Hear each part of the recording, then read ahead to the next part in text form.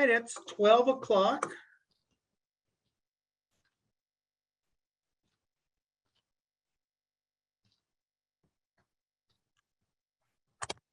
I think we'll go ahead and get started. Hello, everyone. Welcome to our June Masterclass. Happy New Year's Eve. Our fiscal year ends tomorrow, and we start a new fiscal year July 1st. So Happy New Year to everyone. I'm Gary O. Chavez. I'm the president of NMPPA. Normally, Mona, our vice president, runs this, but she was unable to attend today. So I'm going to assist in facilitating. So welcome, everyone. I want to remind you, we want you to open up your cameras if you want, say hi to everyone. But we do remind you, please turn off your microphones, especially during our presentations. We would like no interruptions. So please make sure and turn off your microphones. You can put comments or remarks or questions in the chat box, and we'll monitor that, and we can ask Terry questions as we move along. And this masterclass is being recorded, and it will be on the NMPPA YouTube channel, which you can access via, excuse me, via the NMPPA website.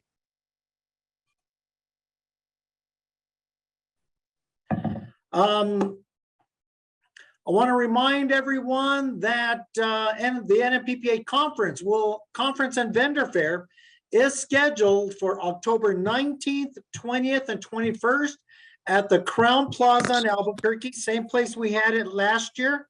So Crown Plaza in Albuquerque. So make sure and save the date. Be on the lookout for some survey questions that we're going to be sending out. We, as NMPPA, would love to get more involved with our CPO certification. So what we're hoping to do is, if we can do the recertification, either Recert 1, 2, or 3, during the NMPPA conference, NMPPA will pay for it. Let's see what we can do on that. Also, want to let you guys know, please like us on Facebook or friend us on Facebook, or on Twitter and LinkedIn. Look for us. We want to expand our social media as much as possible. Also, a quick announcement. We did post something on our website. Javier Cordero had to resign as our membership and certification director. He did leave his position at New Mexico State. Okay, I guess there's the feedback. Terry, can you mute yours? Hey, what? Mute your speaker real quick. There you go. Okay, I think we're still getting some feedback. Once again, Javier Cordero had to resign his position on the board. So the board and myself have appointed, and she's a very familiar face, Renette Apodaca, our former president, is going to now serve as our membership and certification director until the end of election, which would be coming up next year. So we're thrilled to have Renette to try and drive our memberships, to do some research or some outreach, and try and get our members to come back and join. NMPPA is here for training, education. We want to try and do everything that we can to help promote all of our CPOs, new and old. We're here to help. We're here to educate. We're here to do whatever we can to promote our profession. All right. At this time, I would like to introduce our speaker for today, Mr. Terry Davenport. Terry has now, if I would give Terry's bio, his whole bio, we would have to reschedule the class because it would take me the 45 minutes to 50 minutes to say all his bio. So we're going to try and sum it up in a nutshell. Terry has nearly 40 years of public purchasing experience in New Mexico. He is a retired New Mexico State employee with over 20 years of service with the General Services Department, an experienced information technology IT professional, and a nationally recognized procurement and contract expert. We can go on and on and on. That's as brief and as important as I can get. But we are fortunate to have somebody like Terry, who's always willing to give a class for us and to reach out for. I mean, we want to talk about, Renette brought it up. We're like the OG, man. We want to bring back the old time, the original gangsters. That's what OG is. But the original procurement people, Terry Davenport is one of those that has spearheaded us. So this class is going to be on how to evaluate factors for best value. So Terry, thank you very much. You bet. Thank you very much for the introduction. Okay, let's get started. In chat, you have a PDF file that has the slide presentation in it printed out. But more importantly, there's a 10-page white paper that talks about each of these evaluation factors in far more detail that I'm going to be able to cover in just the 50 minutes we have today. So please pull up that 10-page white paper after the class, and you don't have to take notes, but because the slide presentation is there, plus the 10-page white paper that I use for my New Mexico Edge RFP classes. We'll get started. Welcome, everybody.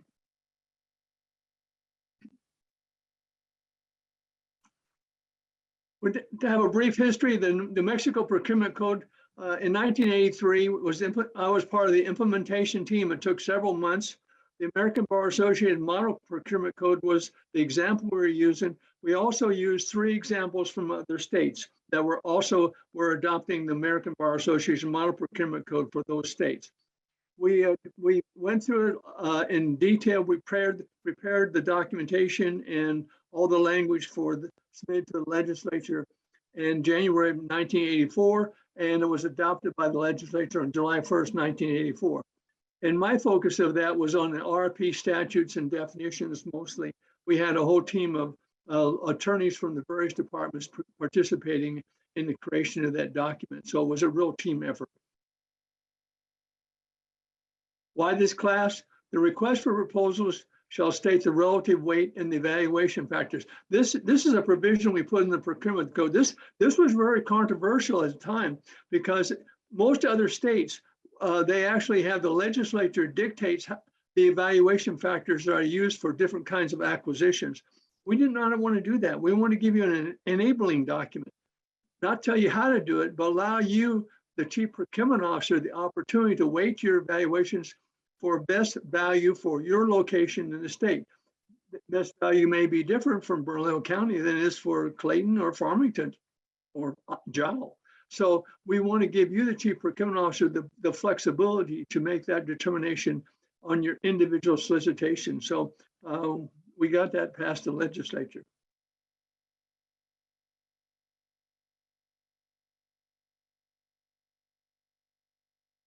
We want to give you the flexibility to weight the valuation factor process for best value and we know have to talk about what is best value. Definition of best value is a procurement method that emphasizes the value over, it is an assessment of the return that be achieved over a useful life of an item. Best combination of, here's the thing, the best combination of quality, service, time, and pricing. The best combination is what we're looking for. Not the lowest price, not the highest price, but the best combination. So this is why we allow you to weight the valuation factors for best value. An award to the lowest offer is not a requirement for best value. We want to think best value. It is achieved by properly weighting the evaluation factors, and here's the key point. It has to be a very thorough evaluation of proposals. So it's a combination of those 2 things that will produce the best value result in your award. The 1,000 point preference plus preference points for complex procurements, and we have 100 points preference points for others. Little story how we got to 1,000 points. I implemented that. The Department of Health, and back in the old days, they submitted an information technology procurement for my review and approval, and they had 23,147 points. That's ridiculous. So we had no guides in those days. We had no model. So I came up with the 1,000-point scheme for the complex procurements and the 100-point scheme for the less comprehensive or less required. The numerical ranking system is required for the executive branch agencies according to NMAC. We put that in there for years and years and years. And so executive branch state agencies, you're required to use a numerical ranking system. And we highly recommend that for others as well. Property weight evaluation factors will result in the best value contractor selection for your entity. And this is how the guide was developed. I have a guide, a 10-page white paper that I wrote for you that breaks each down with additional information and paragraphs I'm going to bring to your attention.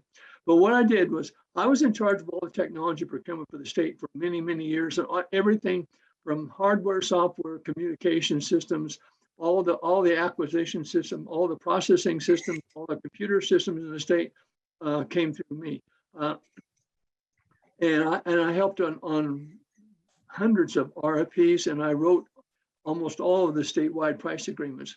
And I got a recognition by the governor's office that RFPs and so on, and for 2 administrations, I was the RFP guy who wrote the RFPs for the governor's office. That was another exciting experience. But so I have a lot of experience doing with RFPs, and I've taught the classes on the RFPs, and I created the guides. I drafted the template you use today at Executive Branch Agency. The one we use statewide is my work product. So what I did was I had access to a lot of individual solicitations and awards, and going through those proposals and going through those processes. And what I did was at the end, before we did an award, I would look through and see if the evaluation factors were balanced differently than they were in the RFP that we put out. What would be the difference and why? And in many cases, when there was a spread in the results, a small change in evaluation factors would not have made a difference. But in many other cases, where the spread, the evaluation committee spread was point spread was pretty close, a change in evaluation factors would make a different award. So from that information and that practical on-hands experience, I created this guide, and it is simply a guide. It gives you it's a baseline to start from, give you some ideas how to start setting your evaluation factors for best value.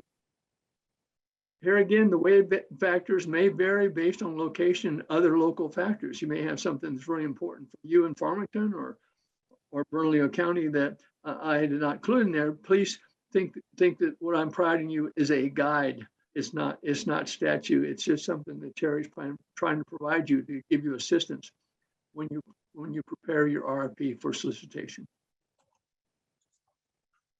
Firm fixed price. I'll go through this a little bit with you, give you some ideas. Firm fixed price professional services. Here again, the trick on this one is to focus on the company. The company is incented because it's a firm fixed price contract. The company is incented to do it, work efficiently, and apply the resources they need to keep the thing on track, on schedule. If there's a cost overrun, then they eat that expense.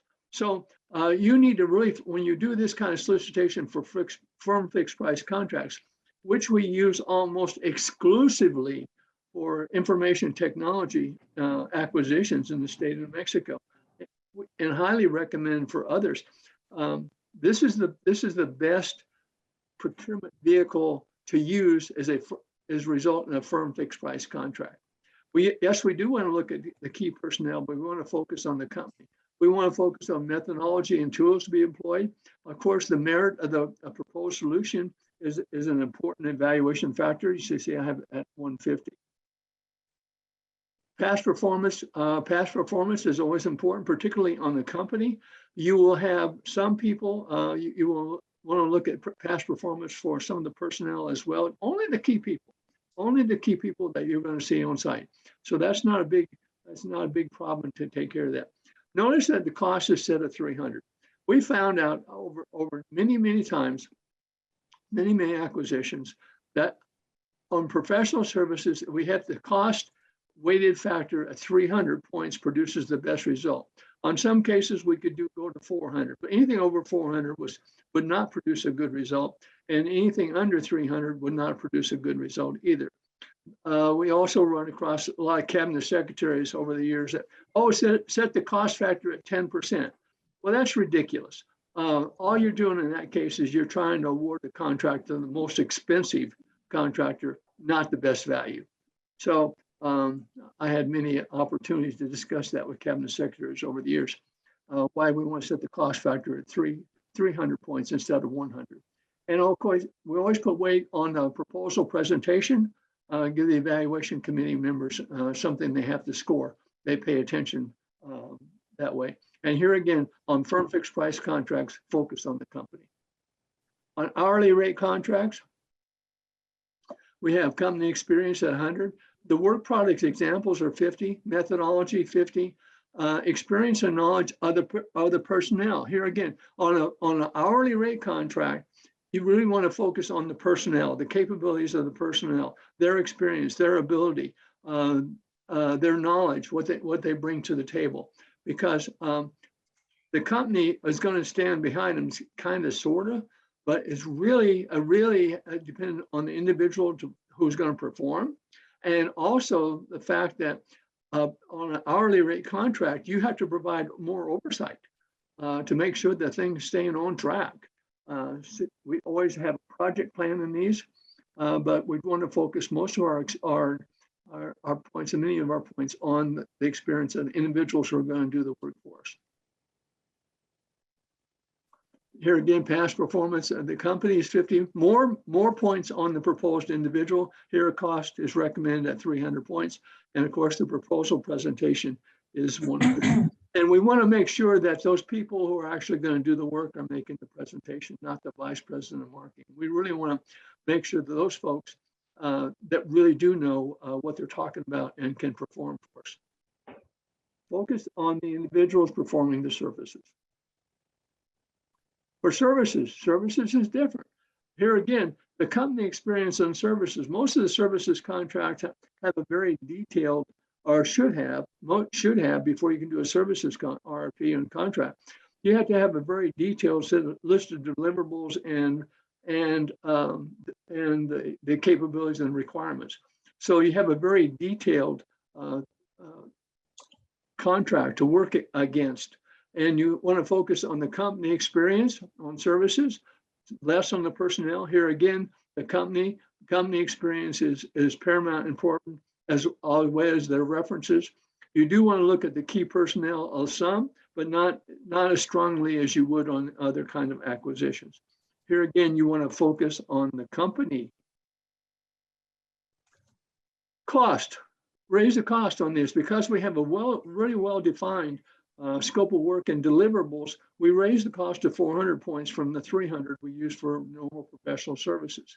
We want to have of course, we want to look at the technical merit of the proposed solution for 100 and the proposed transition work plan. Usually on services contract, there's a transition from one service provider to another. So you need to look at their transition plan, include that in there.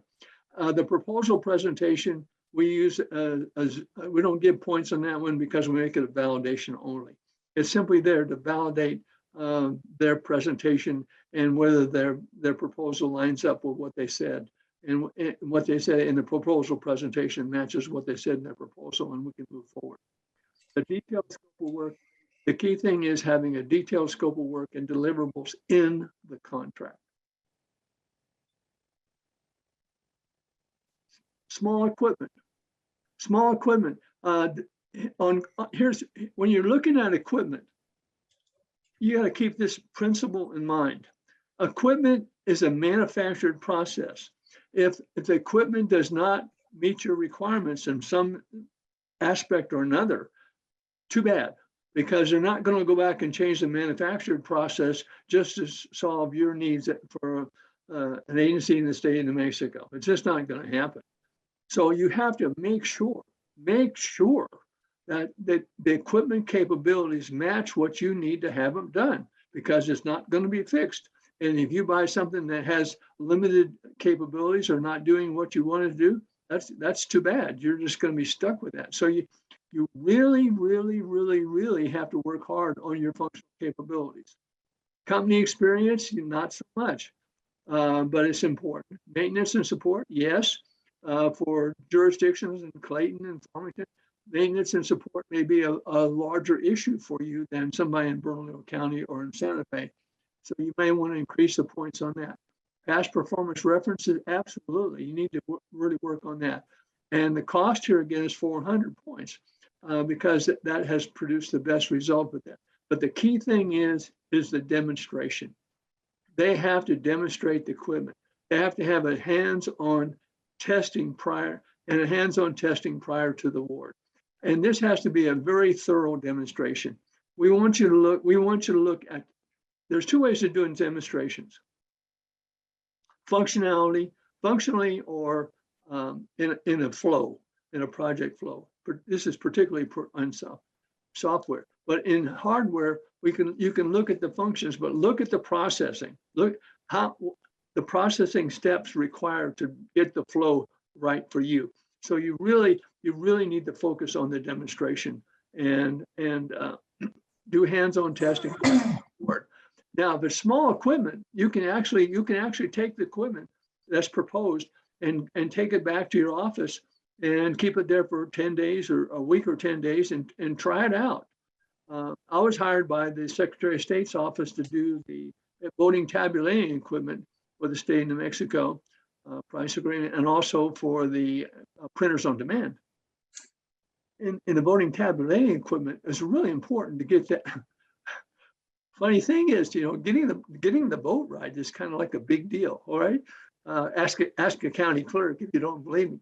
So what I had 3 county clerks on the evaluation committee, and also after the presentation, we rolled the equipment down from the roundhouse into the Secretary of State's office, and we had a room set up for people to come in across the entire state. We invited representatives from every county clerk in the state of New Mexico to bring their documents and come up there and try out the equipment, because we wanted to make sure that the equipment would meet the needs of every clerk in the state of New Mexico, and that's what we did. So we kept that. Oh, by the way, I actually required the offerer to have a technical person on staff there on site there in Santa Fe to answer questions during that period of time as well, and they did. So it's really important to make sure on the small equipment, to make sure you try it out and make sure that it works properly before you buy it. Large equipment, same kinds of problem, but it's a little bit different. Desirable functional capabilities here again, 300. Company experience, yes. We need maintenance and support, yes. Past performance, yes. Cost 400. Now we have an acceptance test plan. Here, the problem with large equipment is you can't really demonstrate it very well. We've got a number of times where we had to get large equipment for the state of New Mexico. It was not, you can't demonstrate it, so you have to bring it in, and then you have an extended period where you do an acceptance testing. And you want to have the offerers, part of their proposal, come up with a comprehensive acceptance test plan so that you implement that and you complete your test plan prior to, listen, this is really good. Complete the acceptance test prior to payment. It's installed. How long can you keep? You can keep it 90 days or some other reasonable period that you negotiate with the offerer. But the point I'm trying to make here is you don't pay them until after you've done the acceptance testing, until you have a chance to actually use that equipment in your real life environment. You're not going to be sure that it actually works. And these things tend to be very, very, very, very expensive. And you don't want to waste your money on something that's not going to meet your requirements. Software, different problem. Software. Now, I told you that equipment is a manufactured thing, and they're not going to change it. But you can modify software. So modification of software, I worked on every application system for every state agency, including a lot of the small ones over the years. And never did we ever get a piece of software that worked perfectly and met all requirements out of the box. Never happened. So we have to have modifications.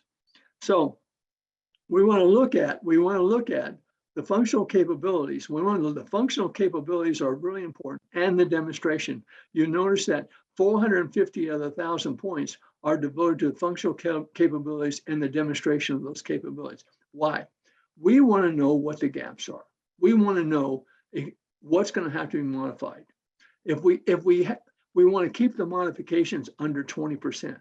If it's over 20%, it's in a gray area. If it's over 30%, don't go there, because your risk of failure increases as the level of modifications increase. So it's really important that you're choosing a system here that meets as much as your requirements as possible. And then you can also look at what those modifications entail. Some of them are a lot of them are just really simple things like screen changes and that kind of stuff. But if there are really major functional changes that are required, that includes your risk of failure. And we don't want you to go down that path when you have a risk of failure.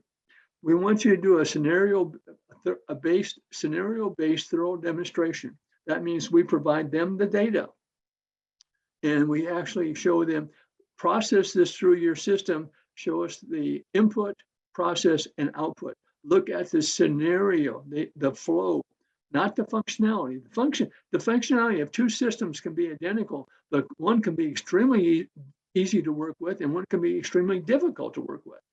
So the only way you're going to really know about that and know the difference between the two, even though they have identical functions, is to make sure you do a scenario-based evaluation and demonstration based on your data. Guess what? The systems always work on their company's canned data. I'll say that again. They come in and do a demonstration on their data. What? Guys, they've had months to make sure it works properly with their data, but it may not work at all with your data. So you always want to give them your data and make them show the demonstration based on your data, not their canned data that always works. Okay, that's commercial off the shelf, typical commercial off the shelf software. Okay. This is a framework. This is a different version of the software. Now, I explained this. Commercial off the shelf, the typical one is you're purchasing a license to use the product, and you're also paying for them to maintain the system for you for some period of time, usually 3 years. And you want to include that in your cost, of course. You want to look at your total cost of the acquisition that includes maintenance and support. That's typically what you do. But there's another version. There in the other version is called a framework. There's other names for it, but it's a software acquisition where you're licensing the software, but you actually have licensed for the source code. What does that mean? That means the source code comes in and your own folks, your own technical personnel can maintain the system, make changes for you with training. And actually, you're not relying on them for maintenance for years and years and years. A number of executive branch state agencies have very large IT staffs, programmers and analysts and all kinds of folks sitting around that are available to do this. So we've done a number of framework systems acquisitions for those state agencies that have the technical resources to pull it off. There's a couple of things that are different. That you have to really make sure that the technical environment is sound for your people. Your people are trained on it, or you're going to have to pay for training for them to get up to speed on the technology that's used for the application, both the architecture and the actual programming. If your folks are going to maintain the system for you, then they have to be trained to be able to do that. So most of you will not run across frameworks. You will not want to have source code, but I just want to bring this actually does happen. And we have done this successfully in the past for a number of state agencies. Here again, we have project plan training. Here again, acceptance test plan, a scenario-based thorough demonstration. Look for compatibility with technical environment in the trained technical personnel. On the training is important on this one because you're going to have the people on site, not only training your users how to use this new system, but also training your technical staff on how to support the system technically. So that's an important part of your acquisition planning. Is also important in evaluation factors.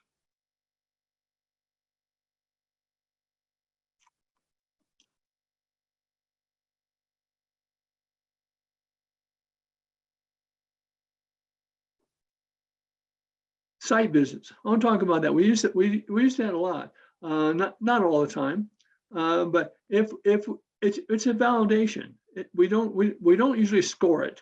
What we do is we make it when we have a tentative selection of an offer in a technical new system environment or equipment environment. We want to do something else before we do the award. Now, we've done all of our due diligence. We think we have the right guy, we have the right product, we have the right service, we have the right support, we have the right cost. We think we're ready to do the award. But before we do that, let's send a team out there and let's go visit a site where the system is actually running.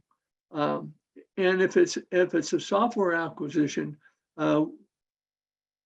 we want to send at least 3 different people to look at it. We want somebody from the technology group, for information tech.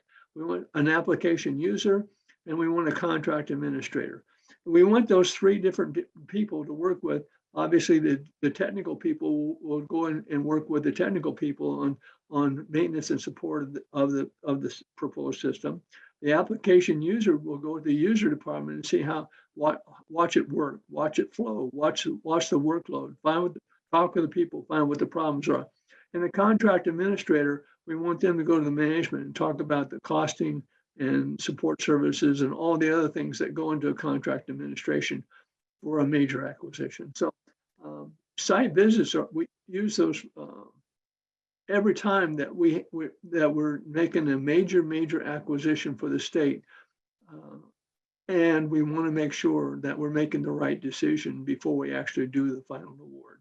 Here again, it's a validation. It's a validation exercise. We don't put points on it, but we come back and find out the system doesn't work well, that can be maintained, the workflow does not match. Then we can make either corrective action in the contract negotiations, or we can do something else that may be appropriate for this kind of acquisition. Okay, so site visits are an important tool that you may use for those kind of situations that come arise.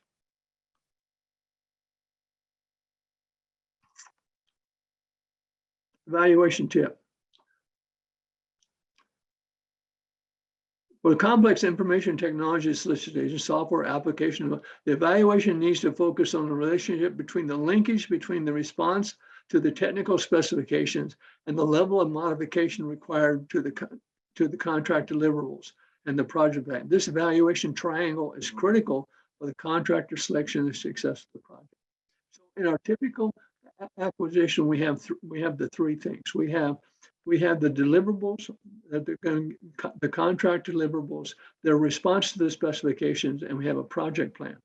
We want to make sure those are linked together, because if you have you want to know from a contract administration standpoint that when this function is complete, this deliverable has been complete, it includes these things that were in the specifications. These specifications are included in this implementation of that portion of it. On large scale technology procurements, like we did for Workforce Solutions, we had 1,196 specifications, and we had 109 actual deliverables in the contract. And it's really important from a contract administration standpoint that you can track the deliverables back in the relationship to the specifications in the project plan. So you really look at those three items as a triangle, and then you evaluate them accordingly. And if they don't fit well together, then you need to do more work on negotiations, or you can need best and final offer, or you need to pass these guys by. So it's really critical from a contract administration standpoint to make sure you know which modifications are going into the system at what time. And you're paying for those as a deliverable. Okay. For years and years and years, 25 years at least, taught classes and we coached evaluation committees and all that kind of good stuff. And we said, okay, if you want to use an individual score sheet, go ahead and use it and bring it to your evaluation committee meeting. We do all the actual evaluation in a committee setting, and those can be your personal notes, and you treat it as an individual working paper, and you don't turn those into the procurement manager or they'll become public. They're not part of the public record as long as you don't turn them in. And that satisfied the courts for 25 years or so.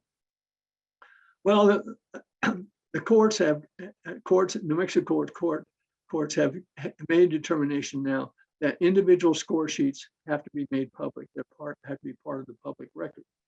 Now, for executive branch state agencies, that may not be a big problem for you, but for local public bodies, where the evaluators might actually know the people locally, and their score sheet's going to be published locally, that could cause a pushback on them. And what happens is you're going to have nobody's going to be willing to serve on your evaluation committee. They said, I'm just not going to do that. If my scores are public, and I can't now, if I can't be honest about my scoring, I don't want to be on the evaluation committee. If I have a local guy, I score them down. That's because I really think their performance was not what we're looking for. So it creates a really bad situation when you have to disclose those individual evaluation score sheets publicly. Could cause you a lot of problems. So we tell you now, don't do it. Tell your people, don't do individual score sheets. They can keep their own personal notes. Don't write in the proposals, but you can write on Post-it notes, or you can keep your notes aside. So don't do your scoring until you get back into your committee setting, and we score as a committee, and then we only record the average or consensus scores. We don't keep track of individual scores, so we don't have a problem with the courts. So be aware of that fact, because if you're doing individual score sheets, that could cause you a real problem for other solicitations and problems with the people you're trying to get on your evaluation. You want the very best people on your evaluation committees, and you may not get them. Request for proposals. Here's a negotiation tip. I just want to throw this in. Look out for entire agreement clauses. A lot of contractors, as part of their negotiations, or they put in their proposal terms and conditions, and says, basically, this is the entire agreement. What this means is whatever they said in their proposal or at their presentations or anything else doesn't count if you have to go to court on something. I'll give you an example. I worked with an attorney from the Attorney General's office. It took us 4 years. 4 years. We went to court, and we got a judgment against a big 8 accounting firm. We got $4 million returned to the state because the system they installed was not what they said was going to be in their proposal. The only reason we won is because we included their proposal as part of the legal documents that we could use. So we want you to make sure you, an entire agreement clause, watch out for that. That can really cause you a lot of problems when it comes to having some kind of dispute. Only if it's limited to only the contract, what they said in their proposal won't count in court. What they said at the proposal presentation won't count. And you're relying on that information to make your decision, to select them as a contractor. So I bring this to your attention. Not only do you want to make sure that the contractors, including a best and final offer, if one is submitted, are incorporated by reference into your agreement. And in the event if there's a conflict among these documents, the following order of precedence shall apply. The terms and conditions of this document, including amendments in reverse order, the request for proposals, including documents containing the procurement agency's procurement library, the contractor's best and final, and the contractor's proposal. We put that right into the contract, so there can be no dispute in court about the order, because a lot of times on large scale technology procurements, their response may be hundreds and hundreds of pages. And you want to make sure that all that stuff is included and you can reference it. Also, frequently we put hundreds of pages of stuff in the procurement library to give them information about how to submit their proposals and what their system requirements should have. So it's really important to have this provision into your contract, particularly in technology. Unfortunately, do it attorneys, I change the do it contract every time to put this in, and the do it attorneys so far haven't agreed to put that into their template, but maybe they will sometimes.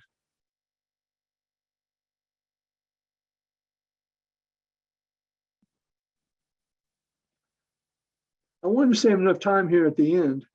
We have about 8-10 minutes to answer any questions. For one thing, if you have some questions about the material in the white paper, you need some assistance, or you're concerned about some aspect of your additional information, yeah, give me a call or send me an email. Yeah, I'll be happy to do that. If you're dealing with RFPs, you have to deal with RFPs. Goodness gracious. If you haven't done so, please come to my next New Mexico Edge RFP classes. I have 3 of them.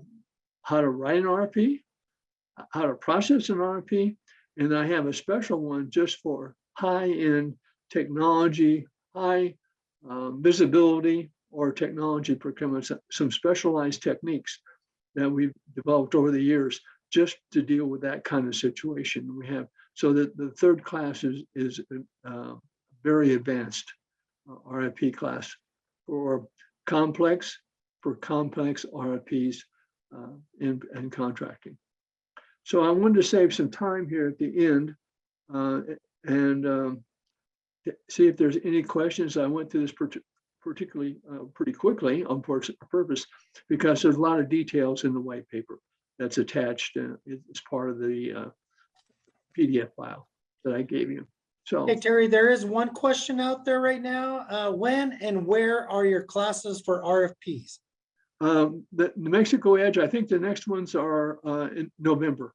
Look at the New Mexico Edge website, and you can sign up for those. Okay.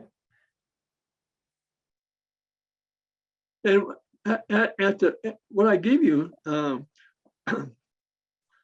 for, I wrote handbooks for executive branch state agencies. Well, I went back and I rewrote the handbooks for local public bodies. So if you come to class, you're going to get a small mountain of information for your use. I have a whole handbook on how to develop an RFP. I have a different handbook on how to process an RFP process. And I have actually prepared a template, an RFP template, including a contract for you that you can use for local public bodies. It's similar to the template that's used that I wrote for the state. The state has some different language in there because they're using an automated purchasing system and that kind of stuff. but it still follows the same template that I created years ago for the state. I just changed it for local public bodies. So we're going to give you templates in Word. We're going to give you handbooks. We're going to give you the guidance and hopefully support systems so you're successful in your request for proposals. And somebody, Joanne asked, can we get a copy of the new handbook? I would really recommend, there's Terry's information, his phone number and his email address. I would highly recommend reaching out to Terry on his email. And he could probably email you a copy of it, right, Terry? The handbooks, I've given it to New Mexico Edge, so they belong to them. So you need to come to class for the handbooks. I've donated my handbooks to New Mexico Edge, so they have the copyright on those now. Okay. Any other questions? You can either raise your hand or say it in the chat. You're welcome, Joanne.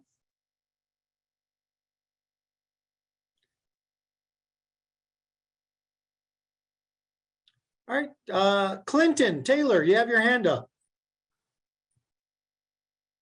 Hi, Terry. Hi, Clinton. Can you talk a little bit about, the various types of calculations for cost that you would arrive at the points, and just very generally about various ways to do that? Yeah, that's in the white paper I gave you the cost evaluation formula. That became it's become kind of a de facto industry standard. It's very simple. It's a mathematic proration. When we first started out, we didn't have a cost evaluation formula, and everybody was inventing their own. And we made a lot of mistakes, and we had a lot of protests. So I came up with this cost evaluation formula that becomes a mathematic proration. Is pretty straightforward, and it's been adopted primarily as a national standard now. So it's right there in the white paper for you. It's very easy to use, and they won't protest that. It's just mathematical. So good question, Clint. Thank you. I'll take a look at it. Take a look at it. All right, Terry, let me know. we have a question. Would you please repeat what the firm fixed price is best used for? Oh, we use it all the time in technology. Because it puts we've been doing it in technology for years and years and years and years, because it puts a burden on the contractor to make sure that they're doing their job right, because they have cost overruns, they have to eat them. So they can apply the resources they need and the quality of individuals they need on large scale projects. Now, we don't want to get into the staffing on those projects. We want the contractor to take care of the staffing that they need. Yeah, we want to know if anybody's on site, but if they have programmers working in Indianapolis, we don't care as long as we see the result out. The result works. So anything that you want to use where it's advantageous for you to shift the management responsibilities to the contractor from you, that's an important thing to do. Now, guess what? Most of you don't have trained contract administrators. In the state, we didn't have trained contract administrators either. So that's why we adopted the firm fixed price methodology for those kinds of contracts, because we simply do not have the personnel with the knowledge and experience to oversee those things in detail. So anytime you're in that kind of mode, also, if there's a high risk, you want to make sure that risk is on them, not on you. So here again, a firm fixed price contract meets your requirement. And if there are changes, and sometimes it happens, it happens all the time. Legislation would change, or the Fed would change something. Human Services Department was famous for having the Fed come down with some crazy change in the middle of one of our acquisitions. I mean, it's like they did it on purpose. So we have to do a change order to the contract. And that's perfectly legit. And they're still at it, Terry. And they're still at it. Dealing I'm with at HSD. I had a conference call with the feds one time when I had all the regional people, the Washington DC people, and the local people from New Mexico, all on a conference call. What call was I explaining the New Mexico methodology for doing an RFP solicitation, and they liked it. They thought it was really great. Did I answer that question? I hope. Actually, Lisa did say thank you for that very complete answer, so it's appreciated. Okay. All right, Terry, anything else you want to wrap up with? No, that's all right. That's all right. Thank you for attending the session today. Here again, if questions come to mind after you have a chance to review the white paper, please give me a call. I'm happy to discuss it with you. I can talk about this stuff for hours, but I will refrain from doing so today. Thank you very much, and good luck, and keep up the good work. Terry, I appreciate everything that you always do for procurement professionals. I know when I first started, you were always there helping out our procurement profession.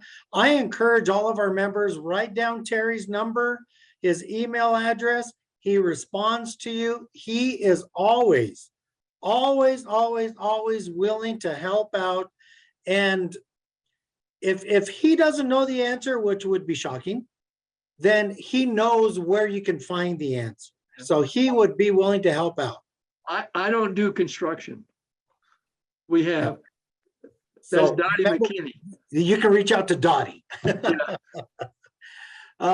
Terry, thank you so much. We'll be seeing more of Terry also. We are planning on hopefully scheduling him for our October conference.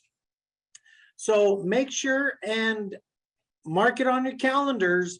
Our NMPPA Fall Conference and Vendor Fair, October 19th, 20th, and 21st at the Crown Plaza in Albuquerque. We are planning our next masterclass on July 27th. You will be receiving emails on reminders and how to register. If you have any ideas of what you would like to see on a masterclass or on any type of training, please reach out to Mona or any of the NMPPA board, and we're here to help you. We're here to provide and find anyone that's interested in providing a training, or if you have a specific need, we can try and help find that need for you and provide that training. Once again, this masterclass was recorded and will be provided through the NMPPA YouTube channel, which can be accessed via the NMPPA website. Want to remind our members to add info@nmppa.org to your contracts. We receive a lot of email rejections back, so make sure that if you're not receiving emails from NMPPA, you might want to add that or call your IT, ask them to add info@nmppa.org. Julie, we are trying to see about the Workforce Solutions webinar. For some reason, it didn't record. I could have sworn I pressed record, but it didn't record. And we are trying to reach out to them to see if we can get a copy of it so we can post it onto the website. All right, once again, we want to thank everyone for attending our June Master Class. Want to thank Terry Davenport for always being there for the procurement professionals of the state of New Mexico, and really all across the country with the knowledge that Terry possesses. So thank you very much, Terry, for everything that you do for us. Once again, happy New Year's Eve. Our end of our fiscal year ends tomorrow at midnight, July 1st. Fiscal year 23, we're ready to celebrate. On behalf of the board, of the NMPPA board, I'm Gary O. Chavez, your president. Thank you And we ask you to please stay safe. Please stay healthy. Happy procuring, and please take care of yourself and one another. Thank you all. Have a great rest of your day. Good job, Terry. Thank you so much. Thank you. See you in October. See you in October.